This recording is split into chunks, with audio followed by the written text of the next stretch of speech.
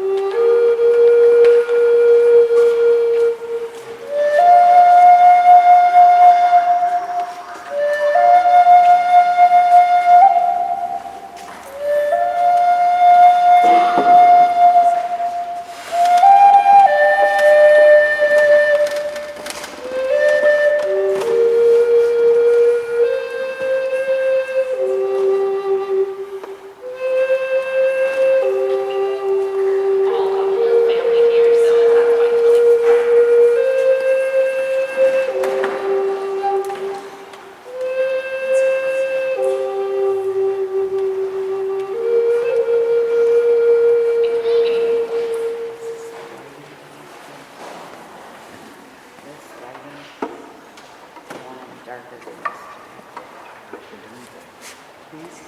Let's put them darker. Just this will be really small. Go ahead. Test. See how it looks. Test. There we go. You have it where there's barely any light. Test.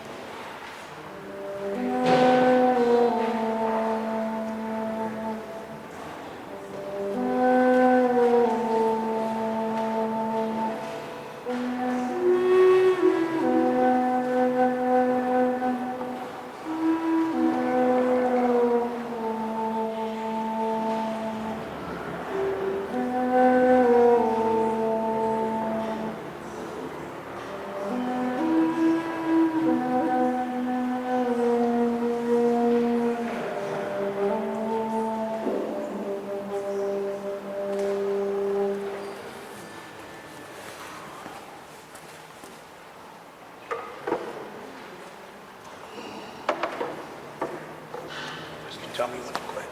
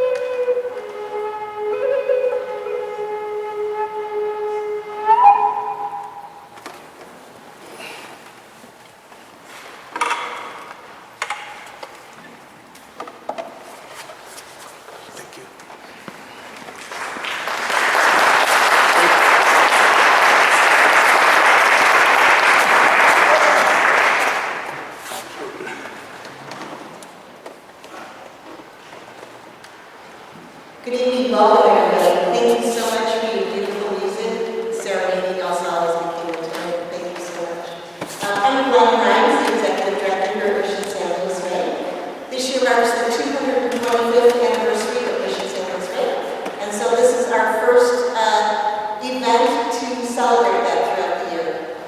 We have a wonderful group of folks here from our mission staff, Captain Vernon, and a few other folks who have been meeting for months, planning how to celebrate this year. And so we thought it really fitting that we start the year of celebration with the history of the Luiseño people, who are, of course, the natives to this land. I met Mel about 12 years ago, believe it or not. You probably don't remember that. About 4 years ago, when I became the executive director here at Mission San Luis Rey, Mel and I started meeting fairly regularly and getting to know each other and building a relationship. And I think that relationship of mutual respect for the people that we represent and the people that we are. So it's been a great honor for me to get to know Mel. And so I know you all did not come to listen to me tonight. So without further ado, I will introduce you to Captain Vernon of the San Luis Rey Band of Mission Natives.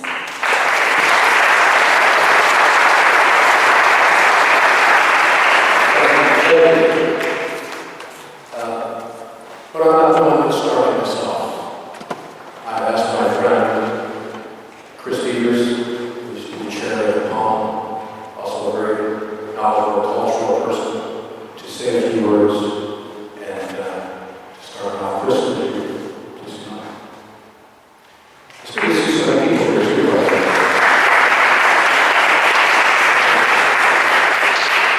Thank you, Mel. I'm going to do some first, as far as I can recall. There may be individuals older than I am, may recall, but I'm going to call upon you to stand with me. And I'm going to share in our language, a prayer.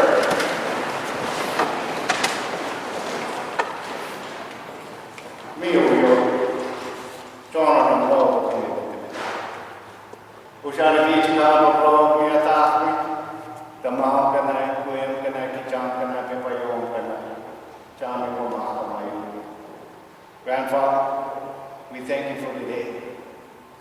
We thank you for allowing us to come together as brothers and sisters. We thank you for the gifts that you continue to provide. Those gifts of friendship, happiness, love, sadness, that we can continue to learn from one another. And as we come together as brothers and sisters, we always remember in our hearts and in our prayers those less fortunate than us, those that are struggling today. As Indian people, we remember those first people and the spirits that are still here. And we give thanks to those involved that allowed us to come together and begin sharing this story. We call upon the Creator above, not to only allow us to hear the words, but to feel the words, be a part of that story. And as Indian people and people all around, we come together and remember our veterans, active duty personnel that continue to put their gifts, their lives on the line for us. We remember those in our families, in our communities that we have lost, either through COVID or other illnesses. That you continue to look down upon the family and keep them safe. Give them the strength and courage to move on day by day. For we know that the heart will never be fully healed, but we can adjust to the loss of a loved one. So again, we thank you for today, and we thank you for all that you provide for us. Thank you. You can sit. And before I turn it over to a good friend of mine, Mr. Vernon, Captain Vernon, as I said, there's going to be a lot of firsts. One of the first was, I don't recall this place ever being saged. The significance of the sage was to envelop around your body, protect you. And what doesn't stay with you, we send off to the Creator. The smoke carries our words, carries our prayers. As Indian people, we use the sage, we use tobacco, something that is dear to us, that can help us. Our Luiseño language, again, I'm not aware when the last time it was ever spoken in this facility, this house of worship. But we do so in the remembrance of all those ancestors that were here years ago. And so as we move forward, and like I said, we ask that you not only hear the words that Mel is going to share with us, you feel the words. At some point, feel and understand the pain of those first peoples that continues on today. Thank you, Mel.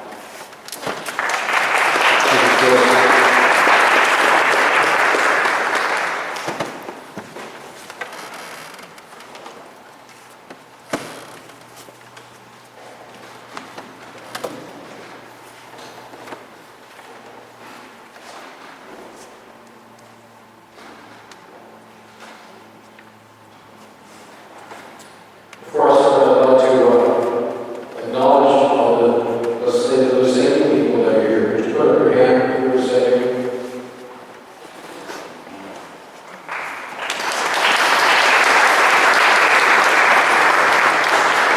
If you're a letter made from the main person, would you just put your hand, please?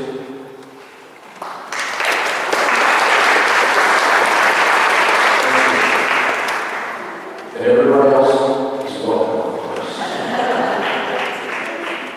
This is going to be, this little talk that I put together was one that we did about 2 years ago at the parish.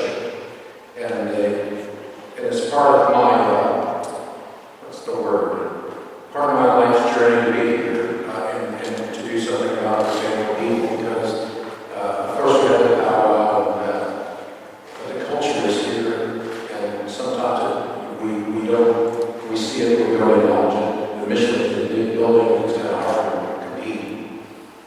But I'm thankful for Gwyn and everyone that helped put this together, and I'm really happy to see pretty much a full mission here. So I'll start with a little bit of who I am. It was when I was somewhere, I was about 4 years old, and my great-grandfather, Faustino Fredericks, would come to the mission.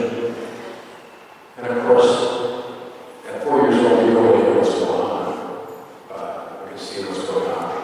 And so my short story is that 69 years later, I moved from the back to the front of the mission.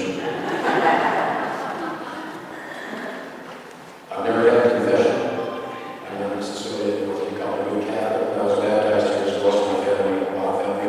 We had a family in the cemetery, some other Luiseño people that have thank you for coming and acknowledging you that they have ancestors in that cemetery also.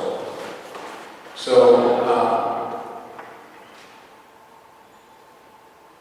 we have had a powwow here for the last 23 years, except for COVID came in and that changed everybody's life, of course. We're looking forward to having it next year. So if we just all hang on together, maybe we can be celebrating again.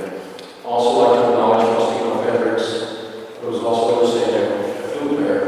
We're going to have February 11th at 5 o'clock. We're going to have more flute playing with Fredericks, myself, and Rob and his wife Margie, who is flute playing. I think it's 5 o'clock. And so we're looking forward to that. I think the flute music opens your heart in many places and soothes your soul and it's healing. And I look forward to today as a kind of a healing also. I took the topic of Luiseño pre-contact, that before contact, before missions in a sense, because there's so much controversy that happened after that contact that leads on that we're still, many people are struggling So I figured we might as well start at the beginning when things were more or less a universe that was held together by our tribal and cultural beliefs, much like what Chris had said, burning the stage of spirituality that people were here for. Well, you can say 10,000 years or 12,000 years, but in reality, it's the beginning of time. It was said time and all alignment. I know we have any other reasons that here to say that. I didn't know that they meant that. Time out of mind is before you can even think about this stuff. But there again, I'm glad everyone's here at home. I try to stay on track, but I don't guarantee it because this is the first time I'm doing this and it's always fun and spontaneous. So by saying a few about that, I had to bring some context that those same people are still here, as you can see. So 100% right there. Okay, Luiseño, I'll start off with her. That is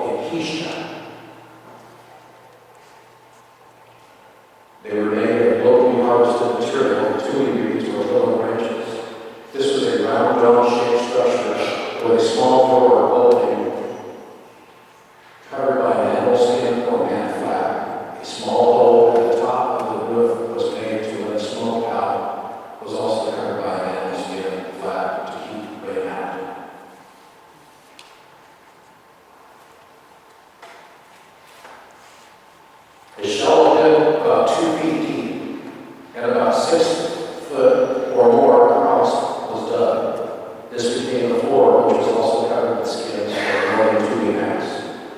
The depth of the floor worked as insulation in summer and winter. Later, from the influence of the Spanish mission periods, the design of the village home changed to more square structure. The angled roofs were built of brush and stick walls, and on the outside, shaded railing was added so that cooking and work, such as basket weaving or leather tooling, had shelter.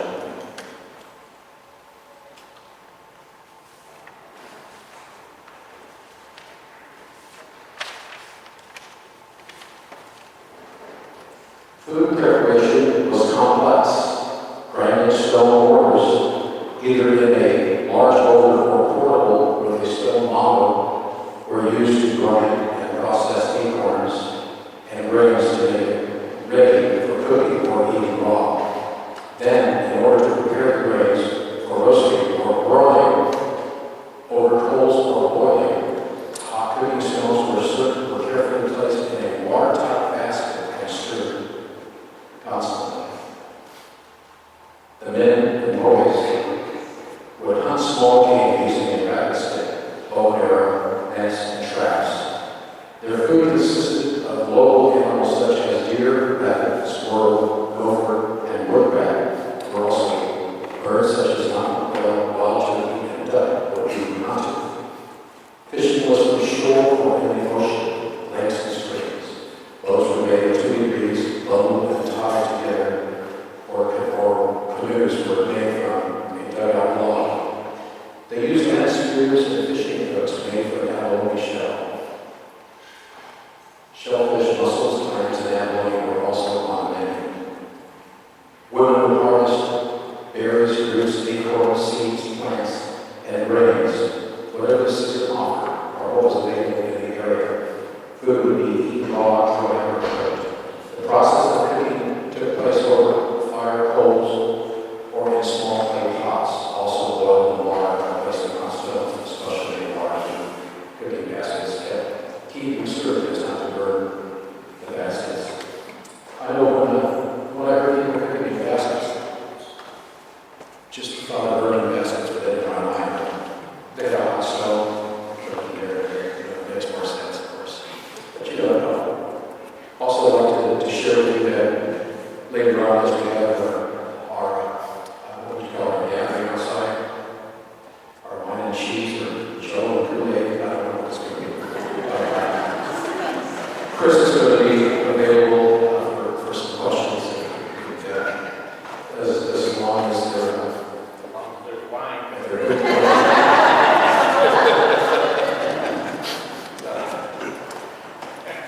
I'd like to thank family and friends for being here tonight and understanding what we're doing. Okay, so we're past the burning baskets. I'll show you where some baskets. The stones sometimes get too high. Messed up. Okay, let me find my place. I'm sorry. Women would harvest berries, roots. Okay. A type of acorn called a type of acorn lush called we wish. We wish. Has anybody had we wish? All right, both of you. My sister made all of that. It's not easy. We wish. And down in Korea, I call it shall we. They say we wish it was shall we.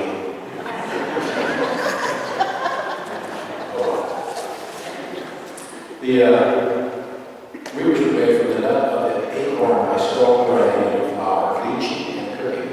The we wish meal was an important staple of the Luiseño diet since it was comprised of, I got 100% pure protein here, but I don't have to do like that. It is still day to day, somewhere, somehow, someplace. Maybe we'll have a we wish making here as we grow up. The Luiseño had their own traditional cultural ways and spiritual beliefs. Creation stories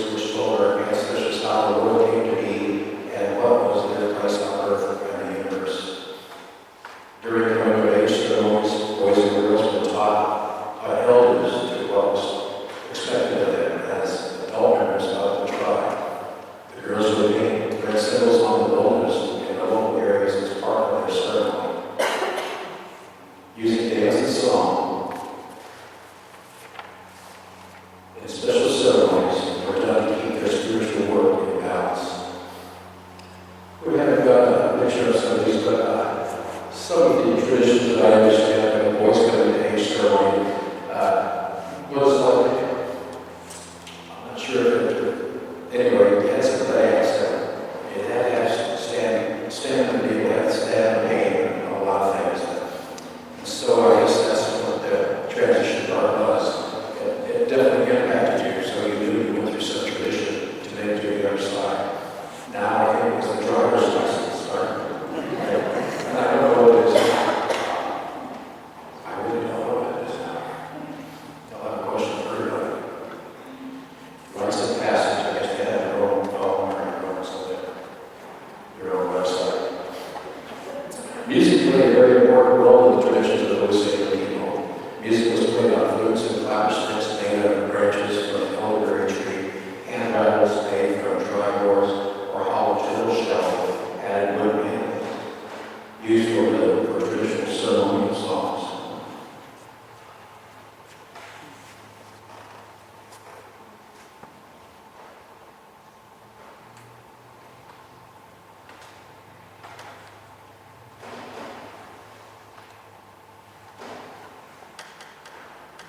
I'm not sure if you can see the baskets as much up here, but the acorns are in this gathering basket, which is just something put together to hold stuff. And then the one on the corner is a willow basket, which is mostly just stored things, because willow has a kind of an anti-bug chemical built in. And I guess the Luiseño today, they use certain songs, and Chris will have to help me out. There's bird songs going around. You'll see they didn't have the bird songs, if everybody said that. But there are a lot of bird songs as part of what we do today. Today, you'll see, including our band members, live in the same area as their ancestors on reservations throughout San Diego and Riverside County. The federal recognized tribes have a government-to-government relationship with the United States because of tribal sovereignty. Those seen here today are made up of 7 tribes: Loya, Pauma, Pauma, Rincon, San Luis Rey, Mission and Saboba.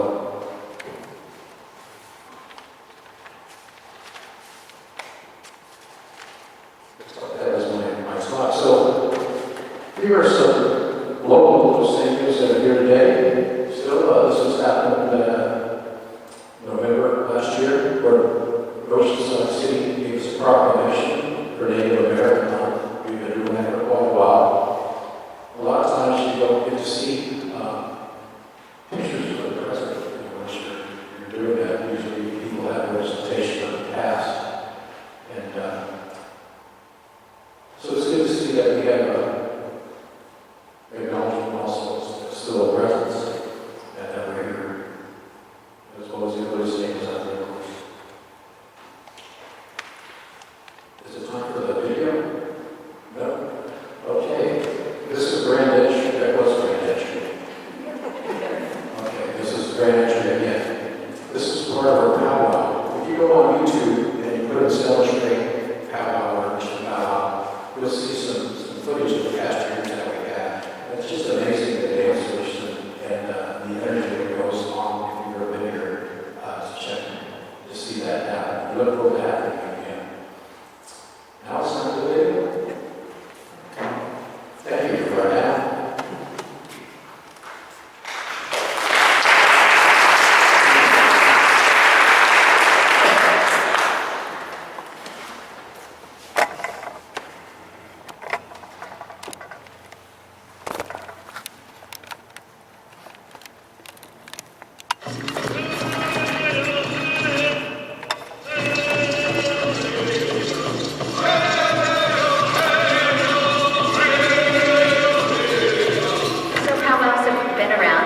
The beginning of time. Powwow, first and foremost, used to be, is a dance competition. We are very passionate about our cultures, our tribal traditions, and where we're from. I enjoy the camaraderie, the atmosphere. We have a variety of vendors selling their goods that they spend all year making.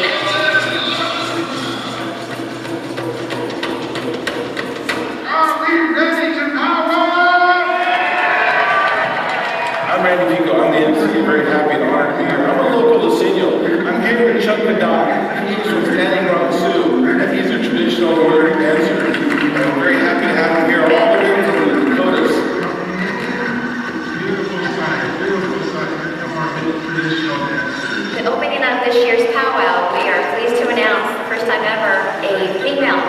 of the tribe will get to escort the flag bearers. They chose my daughter, Christina.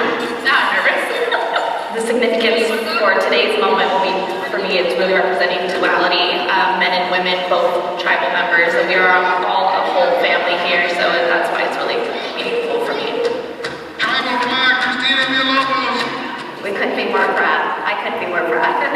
You are here. Send a message out. Come on down to San Luis Rey. I think one of the largest misconceptions is that we are people of the past. The news about Standing Rock is still ongoing. The travel funding for the indigenous colleges, they're being cut.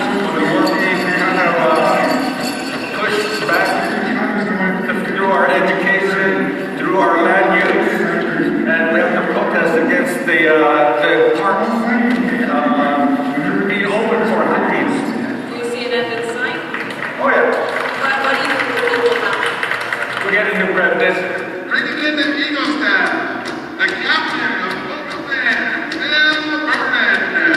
We're so low percentage of the masses of this great country now, but we are very passionate about our cultures, our tribal traditions, and where we're from. It's a current culture that's vital, beautiful, and we'll take every opportunity we can to celebrate the fact that we've survived.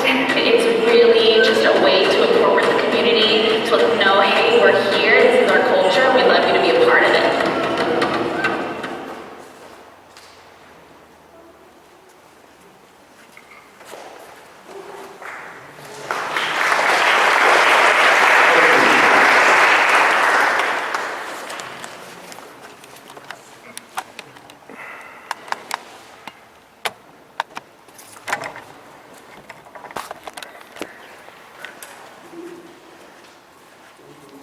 So our tribe is very active in the community in different aspects. Sometimes you can see where the activity is happening, and then sometimes you can't. When there's a development that happens in the area here, an EIR is an environmental impact report, and this is where our cultural department steps in to make sure they're not going to lose any significant site or ancestor. And if we do find an ancestor or something of significance, we take the steps to look and to protect that as much as possible. So that's something that we're doing right now. The other part is Pablo Top is a young neophyte boy named Agapito who went from here with Father Harry to Rome. Well, Agapito passed away, and then Pablo Top, before he passed away, he wrote a little book about the life at San Luis Rey, and it was, I think, the first primary source of Luiseño language that was written down. And so we had an elementary school in Belgium, Pablo Top, which just happened last year, which I think is very significant because there is a change in the culture of people, the young folks to get acquainted with where they're actually at and some of the time. Of course, there's a Luiseño Park, which is out there towards the back gate of Camp Pendleton. There's Louisa Sat Elementary, which is down the street this way. Louisa was a Luiseño from Lucy from Chonga, much less connected to our family to Sass. So we look forward to participating with our community in many ways in a positive way, whenever for sure. And on that, my question is, I don't know if it's a good place to ask questions here. When? Okay. And Chris, I'm going to ask you to come up to help answer these questions. You don't want to.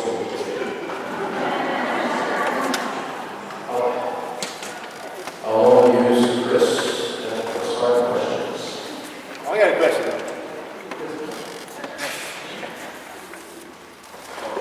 Go ahead. My question is, can you tell us a little more about the Indian monument that is on the side of the cemetery? The monument on the side of the Luiseño city. monument. I haven't seen it yet. All right, Chris. Okay, so the monuments in there, I think, there's an acknowledgement of all the ancestors that are here, the Indian people. I want to say there's thousands of unmarked graves throughout here. But this was, if you look at some of the old mission pictures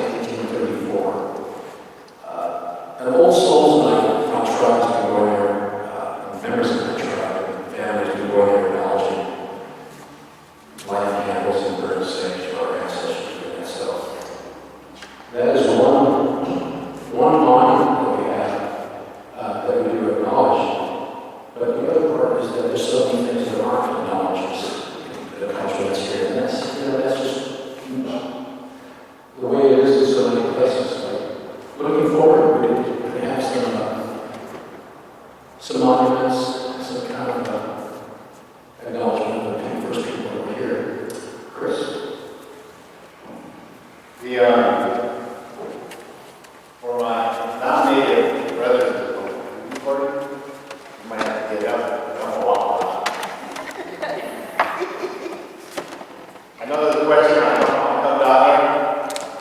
I have a question for our nominated brothers and sisters. Do you have a creation story? Don't all raise your head and hands. But that, Adam and Eve. The Luiseño people, as Mel was talking about, being here for saints. But we have a creation story. You have your hand. And I'll share a little bit. But what was your question? My question was more of a Spanish name. People had their own name in French king. I can't pronounce it. The French king? Oh, Pauma. Say, Pauma. Good job. Pauma. That's people on the West. That's not just the Luiseño people. It is all of our Western people, from Mexico all the way up to the coast. We refer to ourselves as the Western people. Remember that.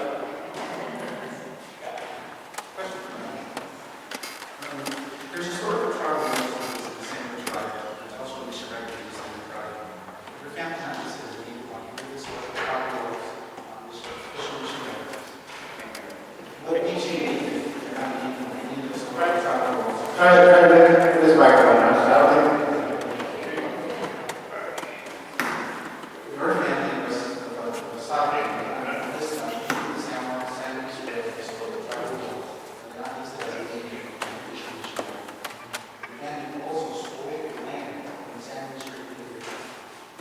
Why do you think you're doing it? That is not these are proper, not just as a official mission. Your family will home here to stole land in San Luis Rey. Yeah. Can you answer my question? Yeah, Gilbert. That research that you've done, I got you. No, I'm not trying to steal nothing. What you need to do is do more research. Thank you. Are you listed as native on historical tribal roles? Are you listed as native on official mission records? No, you're not. Well, Gilbert is someone that has a validity for their family, and that's his point of view. But I'm not here to talk to Gilbert about the research that he's done. We have research that we've done. And Gilbert,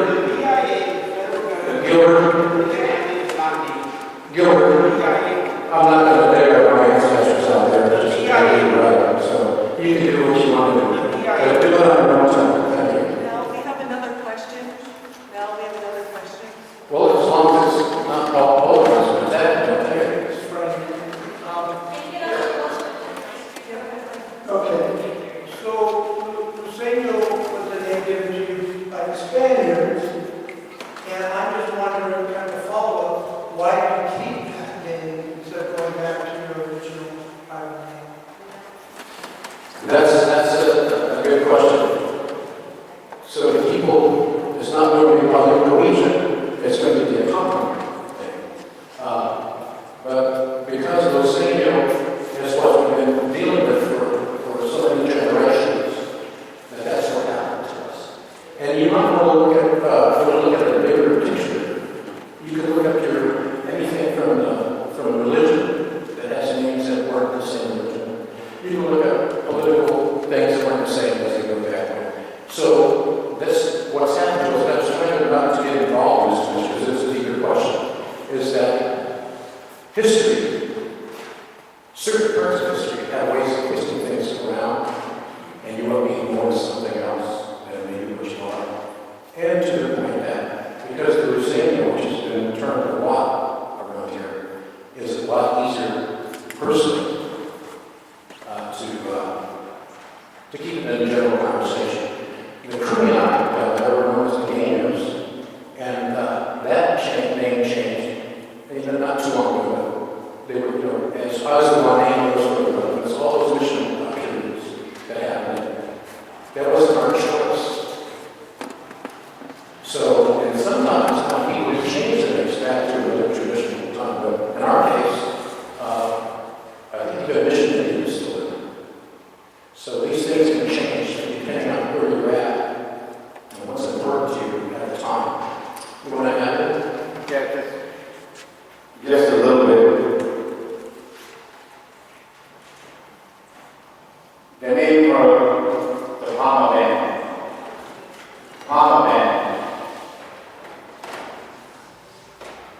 of Mission Luiseño Indians of the Pauma and Yuima reservations. And the people of Pauma have had the discussions in the past. We know we're not Luiseños.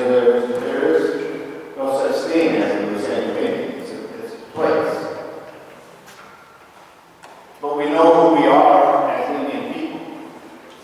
Pauma is not a name of the people. Pauma is a place where there's spring water. That's what Pauma means.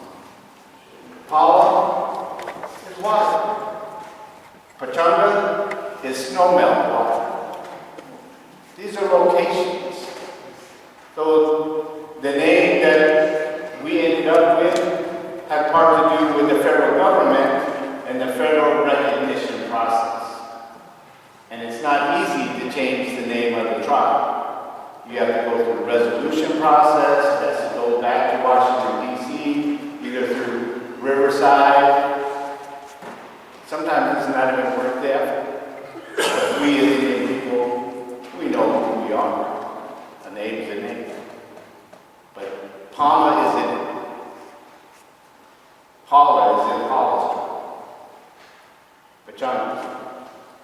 Rincon had another name. La Jolla had another name. Saboba may have, but as long as I've been around, Saboba has always been Saboba. Pachanga. So that's the name. Somewhere down the road, maybe not my generation, maybe the generation you may want to go through the effort and change the name back to Payong. But that doesn't identify Pauma. Because Payong is a Western people. So we're all individuals under the recognition process. Somebody had a hand way in back.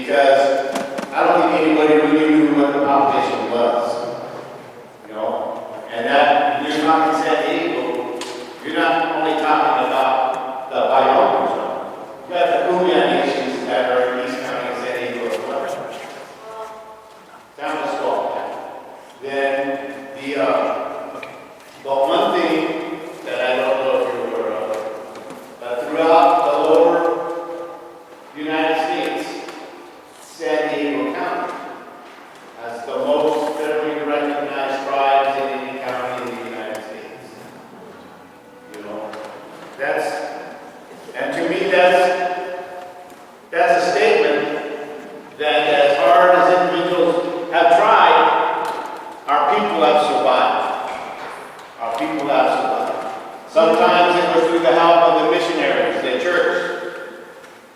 when Pauma was created, the bishop made sure land was set aside for the Pauma band. So there are other, activities that go on that we had to just roll. And those elders and those people at that time just understood that it was going to be a change. And for us as people to survive, we had to be accustomed to that change. How far do I got to go back?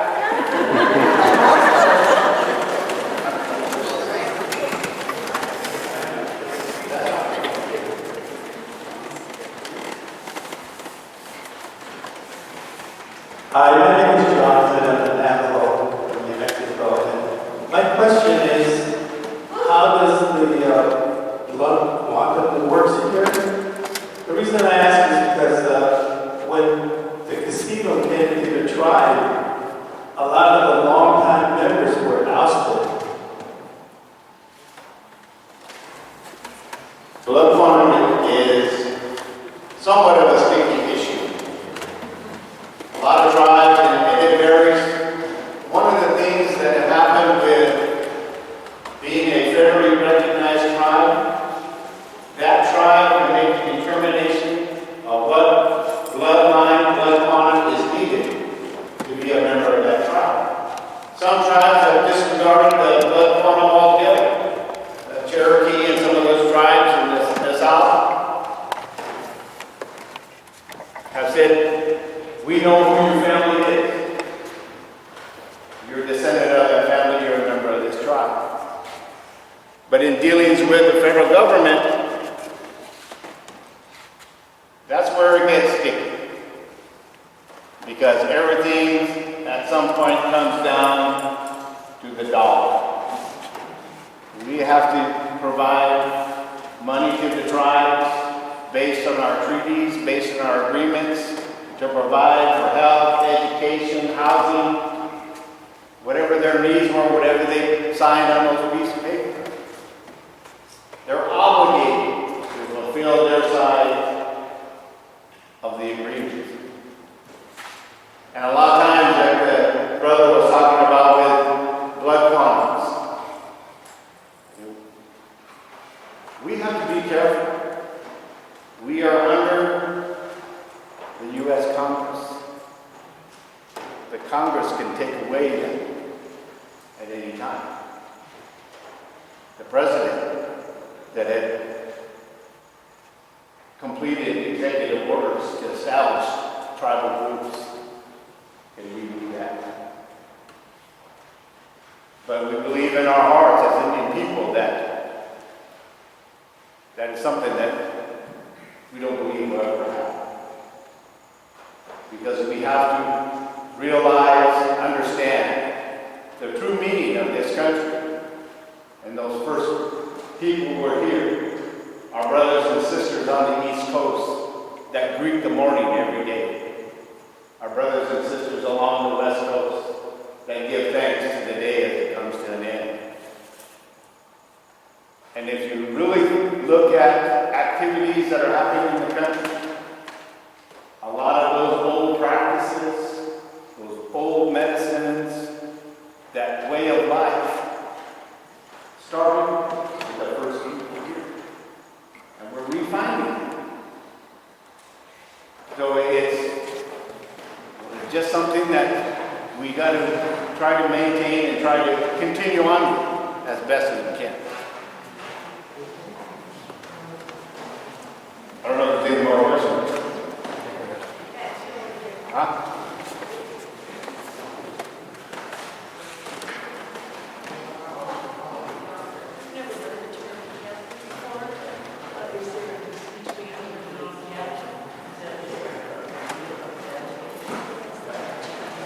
Chief, Captain, it's at the discretion of each tribe. Pauma used to be spokesman. Some of them are captains, chairman. Chairman is more of the non-Indian term. And it's my belief is that when they established and set the tribes up, they set them up as a business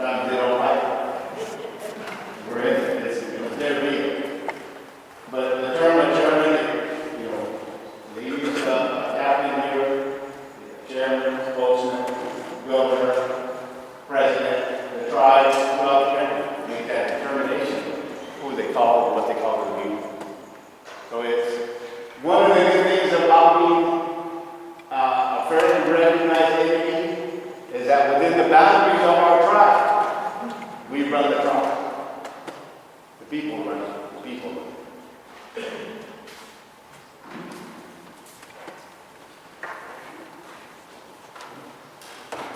Try to speak into the mic. Okay. Just a question about First World.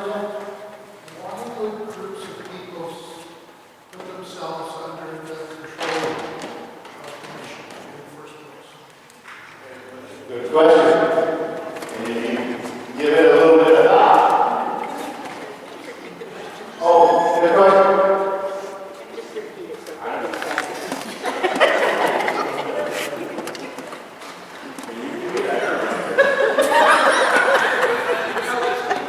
I don't know. I'm paraphrasing a little bit. I'm going to say the question was, how did we allow that first contact to happen? Am I getting it correct, Kevin? Oh. Once the first contact happened, why did people set themselves to control by this church, the missionaries? Okay. Did you guys hear that? Okay, why did we subject ourselves to the control of the mission? It's a simple, to me it's a simple answer. There was a language difference when those other people came. They spoke either Italian, Spanish, none of them spoke Mayon, Pachon, or Colombia, or anything like that. So we didn't know what we were getting into. And that people at that time were curious as to who are these people? What are they? But gradually, it wasn't right off the chute. You know, they come in, bearing gifts, and trying to be friends, and you know, the routine. We found into it. And next thing you know, we were slaves, we were being sick with diseases we'd never seen or heard of. And it's something once we got started, it became a numbers game. We couldn't get out. And eventually, you know, it just took its toll. Like I think Mel was talking about, you know, we're talking about the population of the people here. There are 3,000 Indians here in this area. It didn't take long for those numbers to dwindle. Because, you know, if you haven't been exposed to anything, then that first exposure can really change the lifestyle of the people. Okay. Thank you, Chris. That's good.